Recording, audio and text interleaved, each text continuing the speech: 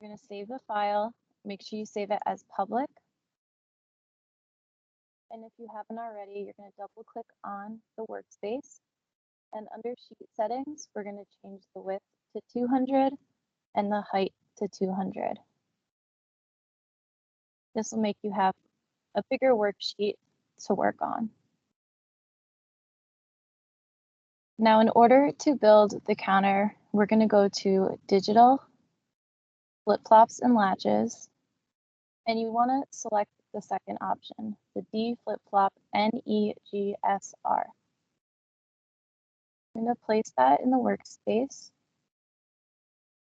and we're going to go back to Digital and grab a digital constant and place it on the top left. Copy that, and then we need to paste 2 more of those, one in the middle lined up with the CLK or clock, and then one on the bottom that will connect to reset. Next, we need to go to switches and select SPDT. You're going to rotate it by pressing the rotate button in the bottom left corner twice until you have 2 inputs on the left and 1 single output on the right. You're going to move your constant and then connect your digital constant to the top. And then you're going to grab a ground and connect that to the bottom of the switch. Now you want to copy the switch, and we're going to do that 2 more times. Then we can copy the ground and paste it, and then connect the ground to the bottom and the constant to the top.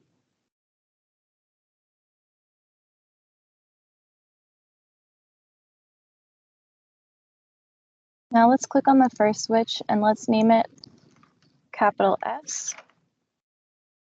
Click on the second switch and we're going to name it capital T. And the third switch, we're going to name capital R.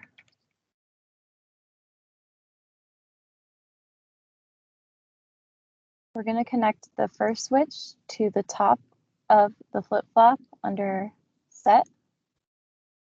We're going to connect the second switch to CLK or clock. And the third switch is going to connect to the bottom where it says reset. We're going to go to Analysis and Annotation and grab a digital probe and paste it to the right-hand side. Copy it and paste another. We're going to click on the first probe and we're going to call it capital Q. And then we're going to click on the second probe and call it not underscore Q.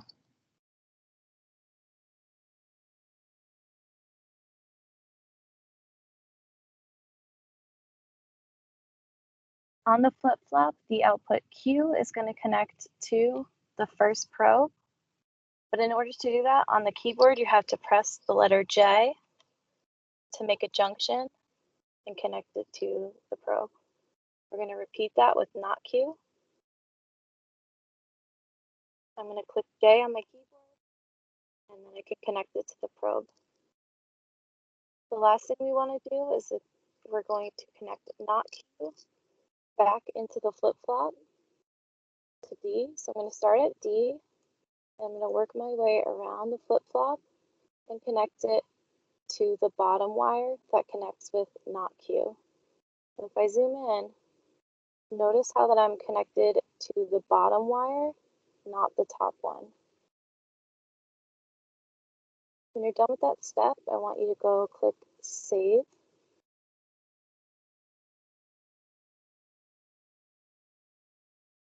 And then the directions say to press Run Simulation.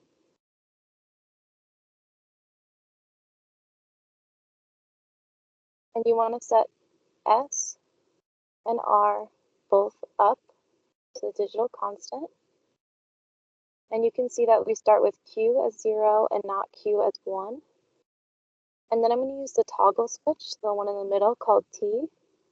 And when I move it from the down position to the up position, you can see the numbers switch. So now Q is 1 and not Q is 0. I'm going to click the switch again, and you notice that nothing happens. But when I go from negative to positive, they switch. When I go from positive to negative, nothing happens. When I go from negative to positive, they switch. That's because this flip-flop is a negative edge trigger. So the only thing that is going to trigger it to change is going from negative to positive.